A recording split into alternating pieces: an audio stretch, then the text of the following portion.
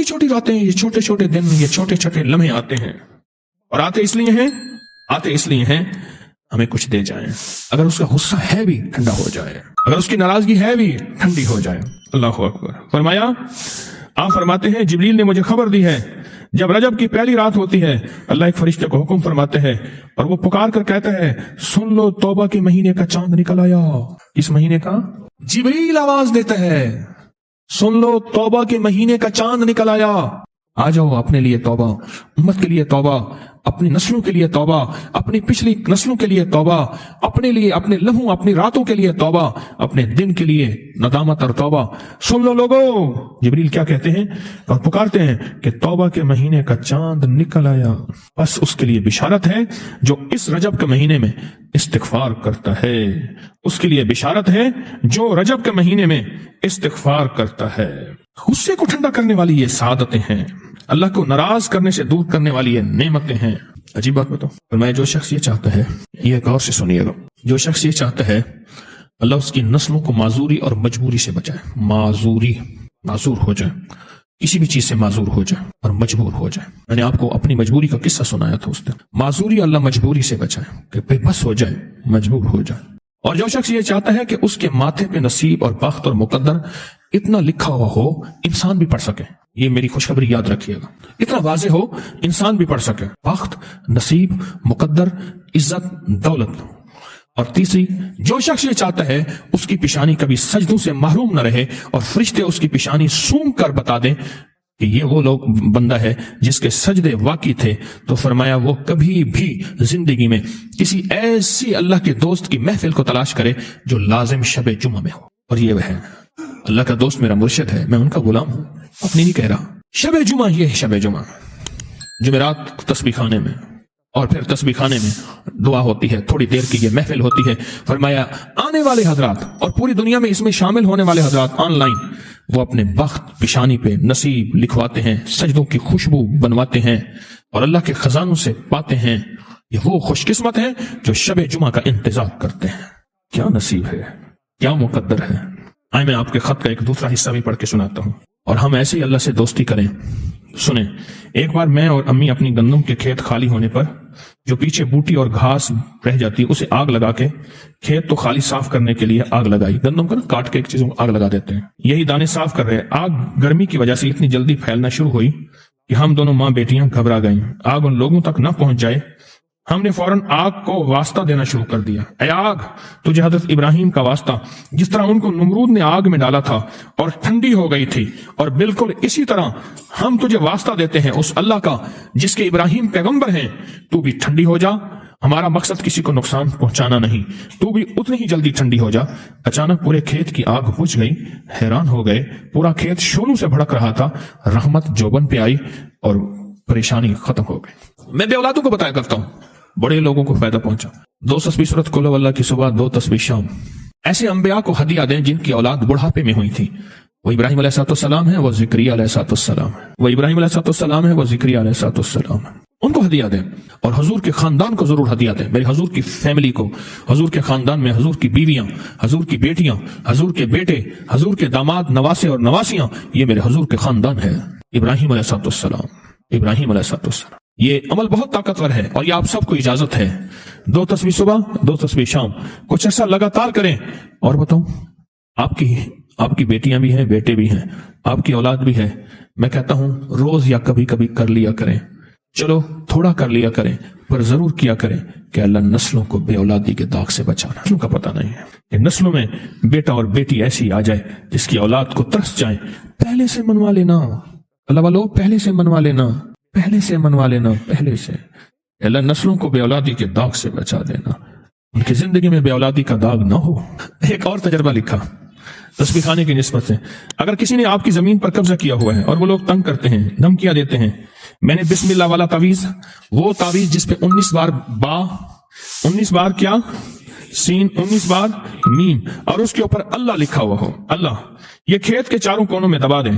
اور ایک تعویذ کھیت کے درمیان میں گہرا کر کے دبا دیں۔ اللہ کی کرنی ایسی ہوئی کہ ہم نے زمینوں کی وراثت کے پیپر جب نکلوائے تو سارے کے سارے کھیت ابو کے نام، اور قرض جو کمپیوٹرائز آج کل بن رہا ہے فرد وہ بھی سارا ہمارے نام، اور حتیٰ کہ ہمارے نام سب کچھ ہوا اور وہ ہر چیز ختم ہو گئی، اور اس تعویذ کی برکت سے ہمیں سب کچھ ہمارا حصہ مل گیا۔ اس تعویذ کے برکت سے ہمیں ہمارا سارا حصہ مل گیا۔ یہ چھوٹے چھوٹے واقعات اس خط میں چونکے تھے، میں نے وہ بھی ساتھ بتا دیے، اس لیے سناتا ہوں کہ شاید کسی کا کوئی مسئلہ ہو، شاید کسی کی کوئی پریشانی ہو، اور شاید کسی کی کوئی الجھن ہو، اور شاید کسی کا کوئی دکھ ہو، اور ہماری اس چھوٹی سی بات سے اس کا دکھ اور اس کی پریشانی اور اس کی الجھن ختم ہو جائے۔ اب آپ تسبیح خانے کی نسبت کو پا رہے ہیں، اس کا بھی ایک فائدہ سن لیں۔ ہر جمعرات آتے ہیں یا پوری دنیا میں کہیں بیٹھے ہیں، ہر جمعرات تسبیح خانے کی نسبت کا درس اس محفل میں آن لائن شامل ہوتے ہیں، یا ملک کے کسی حصے میں آپ بیٹھے ہیں، یاد رکھیے گا یہ تسبیح خانے کی نسبت ایسے ہے جیسے کسی خیر کے چاہنے والے نے، کسی اللہ کے ولی نے آپ کے سر پہ ہاتھ رکھ دیا۔ میں اس دن ایک بندے سے کہہ رہا تھا، میں نے کہا اس تسبیح خانے کی نسبت سے دور نہ جا، تو یہ نہ سمجھنا کہ میری وجہ سے مل رہا، مجھے بھی اس نسبت کی وجہ سے مل رہا ہے۔ یہ نہ سمجھنا کہ میں دے رہا ہوں، میں تو خود منگتا بھکاری فقیر ہوں، تیرے در کا جو بھی فقیر ہے وہی دو جہاں کا امیر ہے، اسے بادشاہوں سے کیا غرض جو گدا ہے شاہ جہان ہے۔ نہ جانا دور، اس تسبیح خانے سے دور نہ، نسبت سے دور نہ جانا۔ کیوں؟ نسبتوں سے ملتا ہے، اور نسبتیں دور ہو جائیں تو چھن جاتا ہے۔ یہ قیامت کے دن نسبت مصطفیٰ ہی تو ہوگی جس سے شفاعت ہوگی۔ یہ قیامت کے دن کملی والے کی اور کلمے کی نسبت ہوگی جس سے بخشش کی امید لے کے بیٹھے ہوئے ہیں۔ حتیٰ کہ حجاج جیسا بندہ کہنے لگا میں بخشا جاؤں گا۔ کہا کیوں؟ کہا قیامت کے دن قبر میں حضور کا چہرہ دکھایا جائے گا اور پوچھا جائے گا اس ہستی کے بارے میں تیرا کیا خیال ہے، اس ہستی کے بارے میں تیرا کیا خیال ہے، اور کہا میں کہہ دوں گا جو حضور کو جاگتی آنکھوں سے دیکھتا ہے وہ بخشا جاتا ہے، میں اس وقت چونکہ جاگتی آنکھوں سے دیکھوں گا لہٰذا میں بخشا جاؤں گا۔ حجاج کو بھی امید لگ گئی۔ یہ جو ہم ہستیوں کو ہدیہ دیتے ہیں، ان ہستیوں کو ہدیہ دیتے ہیں، یہ ہدیاں دعائیں کرتی ہیں، ہستیاں ہمارے لیے دعائیں کرتی ہیں، اور ان کی دعاؤں میں بڑی طاقت ہوتی ہے، بڑی تاثیر ہوتی ہے۔ یہ لڈو کا جو عمل ہے، 12 لڈو کا عمل، ہر جمعرات میں نے عرض کیا جب بھی آئیں، مہنگے والے لڈو بے شک نہ ہوں، ہر جمعرات آئیں ایک لڈو کا ڈبہ لے آئیں، ایک مراد کا لڈو خود لے لیں، باقی 11 رکھ دیں، اور جو رکھ دیں وہ پڑے نہ ہوں، وہ بندہ لے اپنی مراد کی نیت سے لے لے۔ خواتین کی طرف ماشاءاللہ یہ ترتیب اور بہت زیادہ اس کے حیرت انگیز واقعات آ رہے ہیں۔ جب سے ہم نے 8 دسمبر کو لڈو والا عمل ہوا تھا، 11 جمعراتوں کی اختتامی دعا ہوئی تھی سورۃ اخلاص کی، بڑے واقعات، بڑے مشاہدات آ رہے ہیں، اور لوگوں کے بہت زیادہ کام بن رہے ہیں، مسئلے حل ہو رہے ہیں، مرادیں پوری ہو رہی ہیں، ناکامیاں ختم ہو رہی ہیں۔ اللہ پاک عزت، رحمت اور برکت عطا فرما رہے ہیں، اور اس لڈو والے عمل سے بہت برکت ہے۔ ایک تو لڈو وہ ہے نا جو تسبیح خانے سے ملا، وہ تو سارا سال چلے گا۔ ایک یہ ہے کہ جب آپ آئیں تو کہیں سے لڈو کا ڈبہ لے آئیں، چاہے مہنگے والا نہ ہو، اور آ کے ایک مراد کا خود لے لیں، باقی خواتین کی طرف ٹرے بنے ہوئے ہیں، وہاں آ کے ایک ڈبہ رکھ دیں، اور ہر خاتون جاتے ہوئے مراد کی نیت سے ایک لڈو لیتی جائے کہ اللہ میری مراد پوری ہوگی، میں آ کے پھر 12 لڈو جو ہے میں رکھوں گی۔ یہ ان ہستیوں کو پھر پڑھ کے ہدیہ کریں، حضور کے گھرانے کو سورۃ اخلاص، حتیٰ کہ 11 دفعہ دی ہوئی ہے، 2 تسبیح دی ہوئی ہے، کم از کم 11 دفعہ پڑھ کے ہدیہ کر دیں۔ ان کی دعائیں، ان کی برکتیں، ان کی توجہات 10 مرتبہ 11 مرتبہ لکھا ہوا ہے، ان کی توجہ شامل ہو جاتی ہے، ان کی برکتیں، دعائیں شامل ہو جاتی ہیں۔ مدینے والے کی روشنی آئے گی تو ظلمت ختم ہوگی، اور انہی کی روشنی سے ظلمت ختم ہوئی ہے۔ میرے پاس سارا دن جادو کے ڈسے مارے، جنات کے ڈسے مارے لوگ آتے ہیں، پریشان ہو جاتا ہوں اور حیران بھی ہوتا ہوں، مخلوق اتنی فارغ بیٹھی ہے اور اسی کام پہ لگی ہوئی ہے۔ تو یہ جہالت ہے، حسد جہالت ہے، اور حسد سب سے پہلے اپنے آپ کو کھا جاتا ہے۔ میرے سامنے کئی گھرانوں کی کہانیاں ہیں، دیورانی جٹھانی کا جھگڑا، ایک کے اندر درگزر اور ایک کے اندر حسد، اس کو شوگر ہو گیا، بلڈ پریشر ہو گیا، بیماریاں ہو گئیں، اور پھر اگلے حوادث یہ ہوئے، رزق چھن گیا، اللہ نے عافیت چھن لی۔ اللہ کے حبیب صلی اللہ تعالی علیہ وسلم نے آ کے زندگی میں ایک نور دیا ہے، ایک راحت دی، ایک روشنی دی، زندگی میں ایک خیر کی راحتیں اور بہاریں دی ہیں، اور اس کی وجہ سے مسائل حل ہوئے ہیں۔ میرے ہر جمعرات کا درس جس میں ایک بات واضح کہا کرتا ہوں، آج بھی کہہ رہا ہوں کہ میں اپنے 1 نمبر ہونے کا دعوے دار نہیں ہوں کہ میں 1 نمبر ہوں، پر میرا پیغام 1 نمبر ہے۔ مجھے اپنے 1 نمبر ہونے کا دعویٰ نہیں ہے، مرنے سے پہلے آپ مجھے منافق نہیں کہہ سکتے، اور مرنے سے پہلے اپنے آپ کو میں مخلص نہیں کہہ سکتا۔ یہ فیصلے موت کے وقت ہوں گے، ہاں، کون منافق تھا، کون رنگ باز تھا، اور کون شعبدہ‌باز تھا، اور کون مخلص تھا، وہ آخری وقت میں بھی اگر اخلاص والی نعمت دے دے، اور میں جو ساری زندگی اپنے آپ کو مخلص ہونے کے لیے اللہ سے مانگتا رہتا ہے، ایک وقت آتا ہے آخری وقت میں اللہ پہلے اس کو اخلاص دیتا ہے، یعنی مخلصین میں شامل کرتا ہے، اور پھر موت دیتا ہے۔ جو مانگتا رہتا ہے اور کوشش کرتا رہتا ہے، مانگتا رہتا ہے اور کوشش کرتا رہتا ہے، کس کے بارے میں کیا کہہ سکتے ہیں؟ یہ منافق ہے، شعبدے باز ہے، شہرت کا رسیہ ہے، کیا کہہ سکتے ہیں؟ کیسے کہہ سکتے ہیں؟ تو موت کے وقت فیصلے ہوں گے۔ آج کا دن ایک تاریخی حیثیت رکھتا ہے۔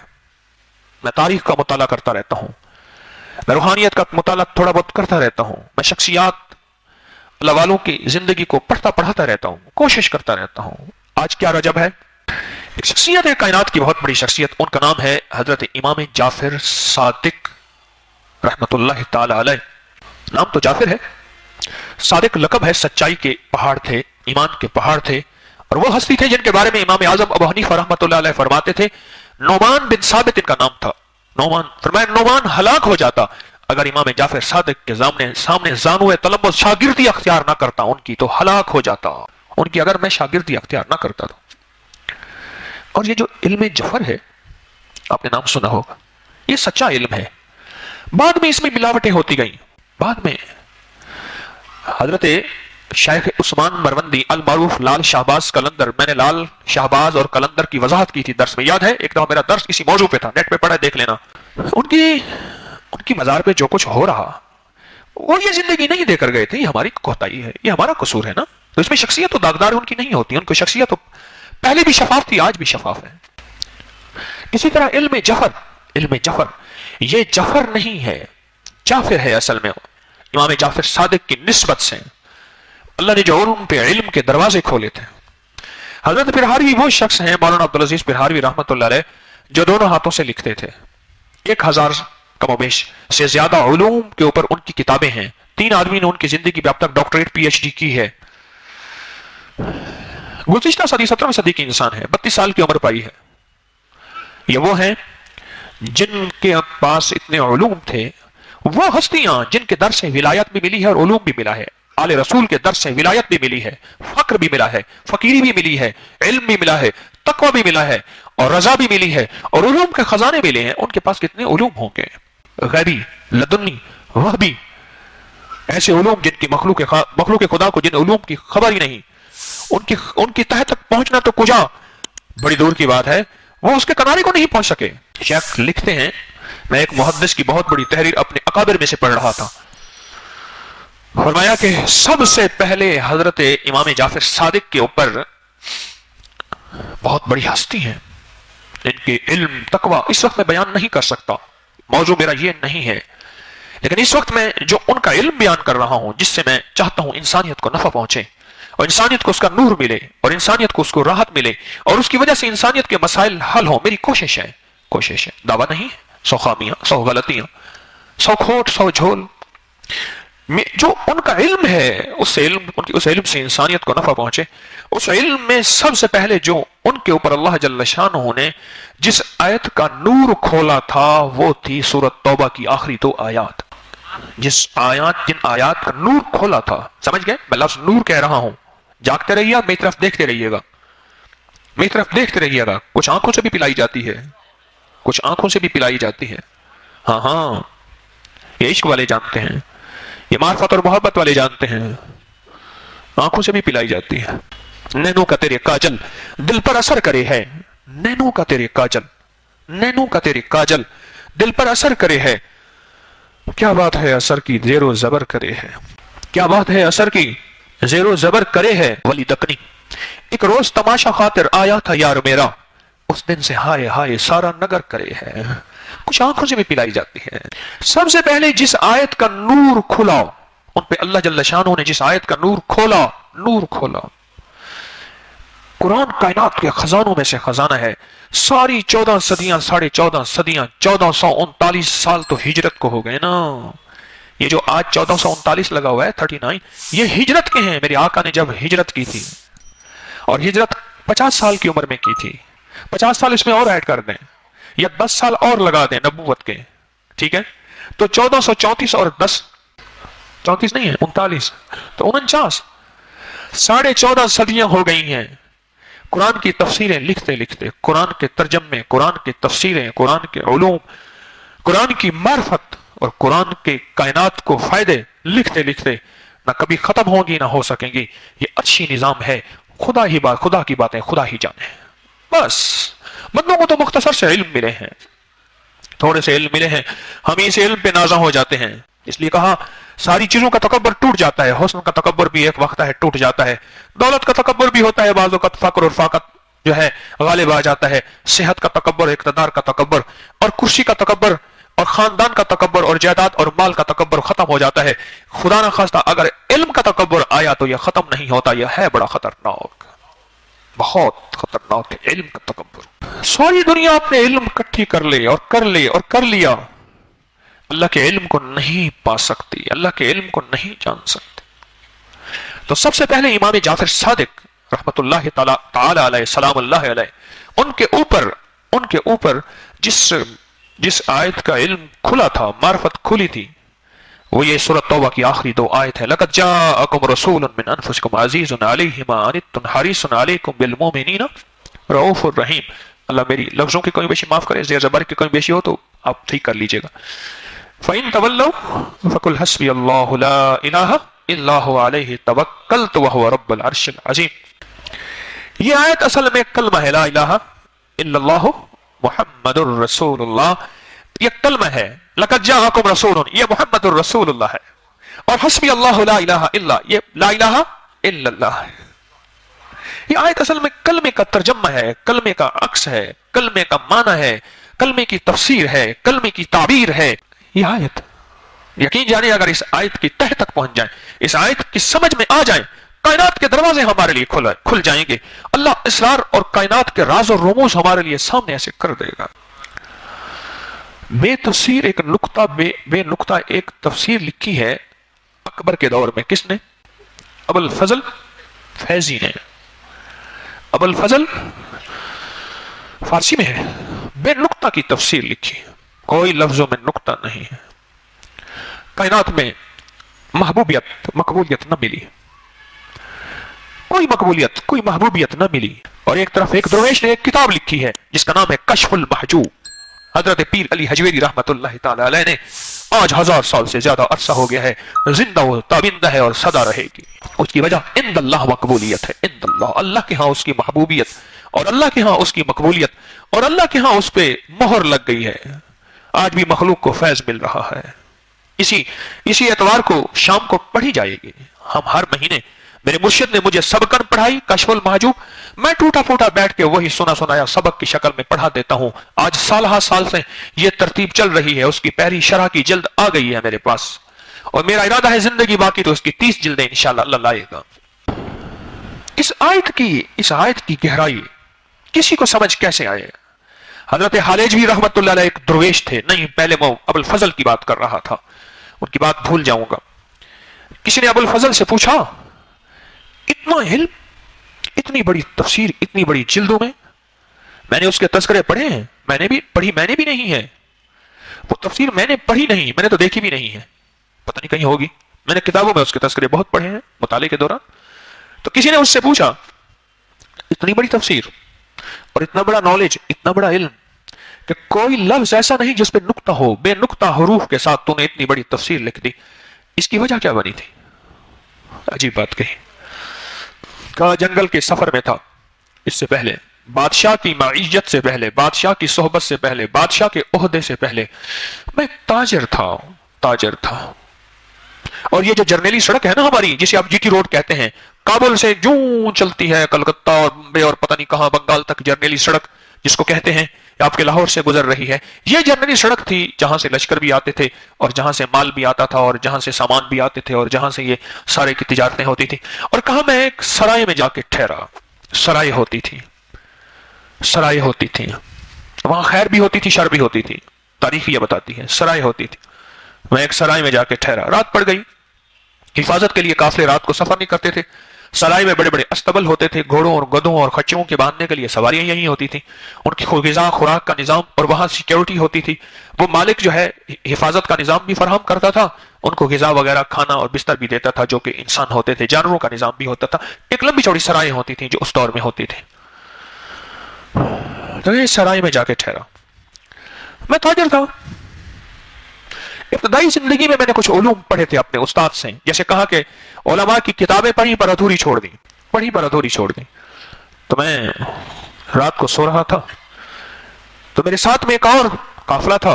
सराय में जैसे बिस्तरे और चारपाइयां होती हैं, ऐसे बिस्तरे और चारपाइयां थी।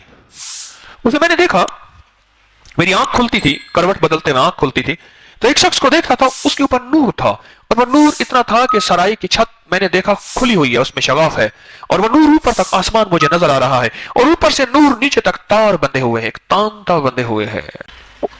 उनको कहते होते तक नूर एक तार बंधी खड़े, तांता बंधा हुआ है। अच्छा, फिर मेरी गफलत, थका हारा मुसाफिर, फिर करवट बदलता, फिर मेरी आंख न मालूम क्यों खुल जाती, उस पर देखता, उसके ऊपर नूर ही नूर है। मेरी एक बात याद रखिएगा, मैंने अर्ज किया था कि अगर अंधेरा हो तो उसे लाठियों से भगाएंगे या रोशनी से, बस ये याद रखिएगा। इसी वाक़े के अंदर ये चीज सामने आपको नजर आएगी।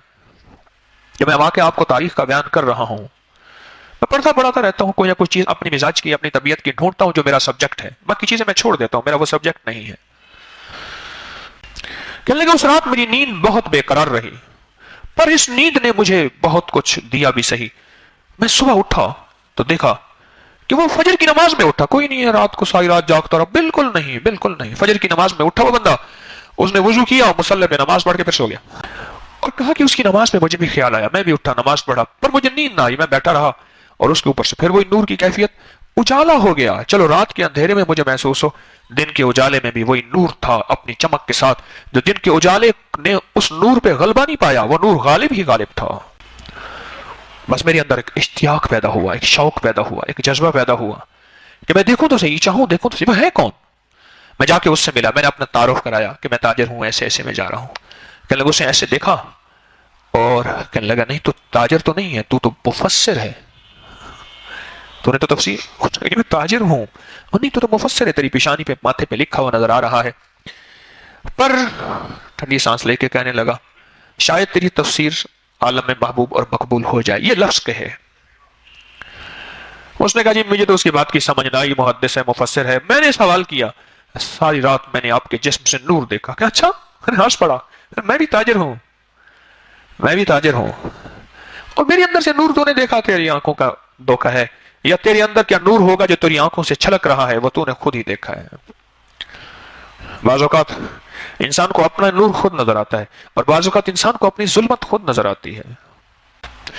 जिस तरह दुआएं बेसाख्ता मिलती है ना, याद रखना तवज्जो भी बेसाख्ता मिलती है। अगर दिल का आईना साफ ना हो, कभी तवज्जो नहीं मिलती। दिल के आईना अगर साफ ना हो, कभी तवज्जो नहीं मिलती। जिस तरह तवज्जो दुआएं बेसाख्ता मिलती हैं, इस तरह शेख की तवज्जो, किसी दरवेश की तवज्जो, हाँ तवज्जो कायनात की एक चीज है, कैसे समझाऊं, पर है, वो भी बेसाख्ता मिलती है। पर उसको जिसका दिल का आईना साफ हो, मिर्जा बदर जाने जाना रहमतुल्लाह अलैह, हमारे दरवेश है, बड़े अल्लाह वाले, बहुत बड़े अल्लाह वाले। उनके पास एक शख्स आया और आके कहने लगा, बैठा रहा बैठा रहा बैठा रहा। लोग अपने साइल आए और जाते रहे जाते रहे। जब सब चले गए तो शेख ने पूछा, कैसे आए? कहने लगा, शेख आपकी ज़ियारत सुनी थी, अल्लाह वाले हैं, करने आया हूं। पर एक बात आपसे अर्ज करना चाहूंगा, मैंने तवज्जो डाली है, मैंने बहुत मुजाहिदे किए हैं, बहुत चिल्ले काटे हैं। मैं मुसलमान नहीं हूं, लेकिन मैंने चिल्ले काटे हैं, और मुझे दिल के अंदर का कश्फ शुरू हो गया है, और मैं देख लेता हूं। मैंने तवज्जो दी है, देखा है आपका जिस्म नूरानी है, दिल सियाह है। अच्छा, शेख ने फरमाया, तूने देख लिया, इसीलिए तो हम अल्लाह अल्लाह कर रहे हैं। तो शेख ने पूछा, अच्छा ये चीज हासिल कैसे की? उसने की नफ्स की मुखालफत करके। मेरे नफ्स ने, मेरी चाहत ने जो मुझे कहा, मैंने उसकी नहीं मानी, तो ये चीज मिल गई मुझे। कहने लगा, जन्नत। कहा, पहला कदम नफ्स पे, दूसरा कदम जन्नत में, बस यही तो जन्नत है। फिर सुने, शायद आप सो रहे थे। कहा जन्नत। कहा पहला कदम किस में? चाहत पे, तबीयत पे। एक है तबीयत, एक है शरीयत, गौर से समझिएगा, इसी को नफ्स कहते हैं। पहला कदम नफ्स पे और दूसरा कदम, यही तो जन्नत है, दूसरा कदम जन्नत में। اچھا انہوں نے کہا جی میں نے نفس کے مجاہدے کیے، قربانیاں دی، نفس نے بہت کچھ مانگا چاہا، میں نے نہ دیا، تو یہ کیفیت مجھے حاصل ہو گئی، میرا دل آنکھیں ہر چیز دیکھ لیتی ہیں۔ تو شیخ نے پوچھا تیرا دل چاہتا ہے کلمہ پڑھنے کو؟ کہا نہیں، ابھی تو کہہ رہا تھا میرا دل کی میں نے مانی نہیں۔ انہوں نے جی پھنسا لیا آپ نے مجھے، میں تیرا دل چاہتا ہے کلمہ پڑھنے کو، ایمان لانے کو؟ کہا نہیں چاہتا۔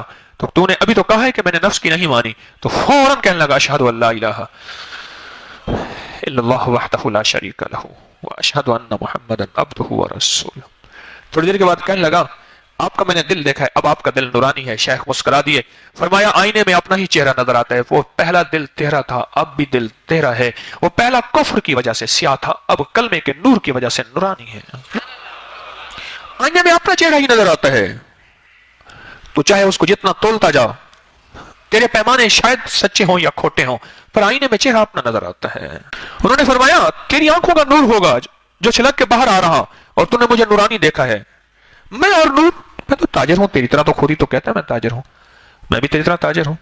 انہوں نے کہا نہیں بتائیں آپ یہ کیا ہے، یہ کیسے ہے؟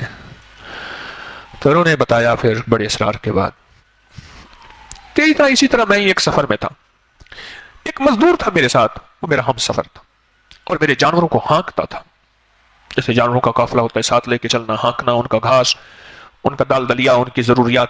مزدور تھا، میرے تجارتی قافلے کے جانوروں کو ہانکتا تھا۔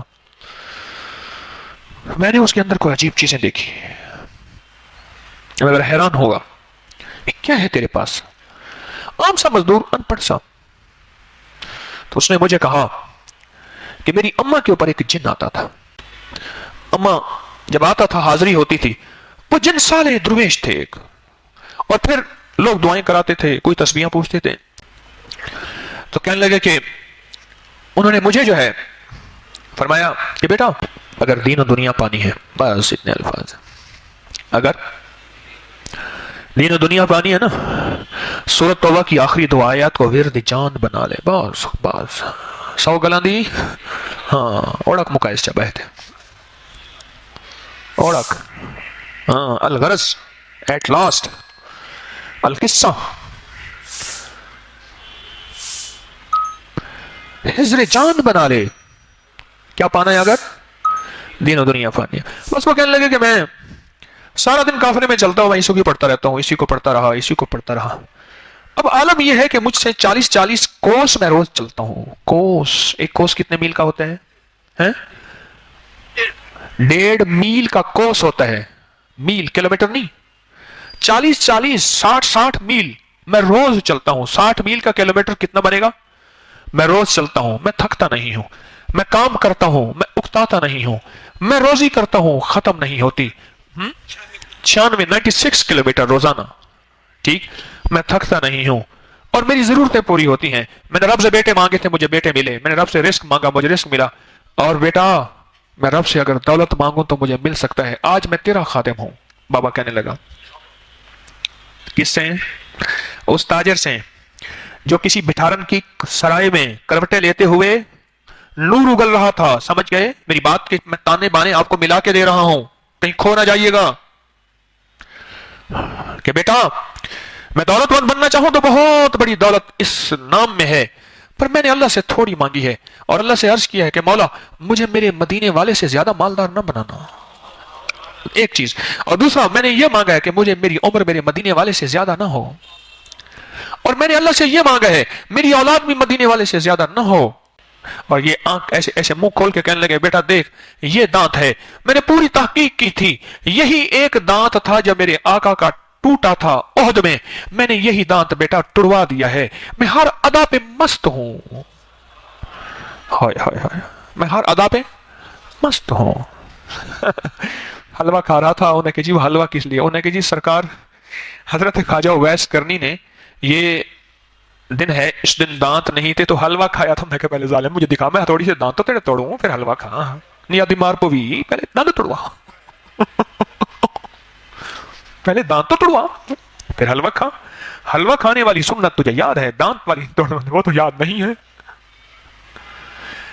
لیکن بیٹا دولت چاہوں دولت مانگ سکتا ہوں، میں تجھ سے بڑا مالدار، آج تیرا میں مزدور ہوں، تیرا غلام ہوں، تیرا نوکر ہوں، پر نہیں میں نے اپنے مدینے والے سے یہ حال ہوتا ہے۔ سنو ایک بات بتاؤں، ضروری نہیں ہر حال کسی پہ ہو. کسی پہ خدمت کا حال ہوتا ہے, کسی پہ تلاوت کا حال ہوتا ہے, کسی پہ تسبیح کا حال ہوتا ہے, کسی پہ ولایت کا حال ہوتا ہے, کسی پہ ذکر کا, اور کسی پہ علم کا, کسی پہ تفسیر کا, کسی پہ نکات کا, کسی پہ حال ہوتے ہیں. اللہ کے حال ہیں, یہ مخلوق میں تقسیم ہیں. سارے ہی علم میں لگ جائیں تو ذکر والے کہاں سے آئیں, اور سارے ہی ذکر میں والے جائیں تو خدمت والے کہاں سے آئیں؟ یہ حال ہیں.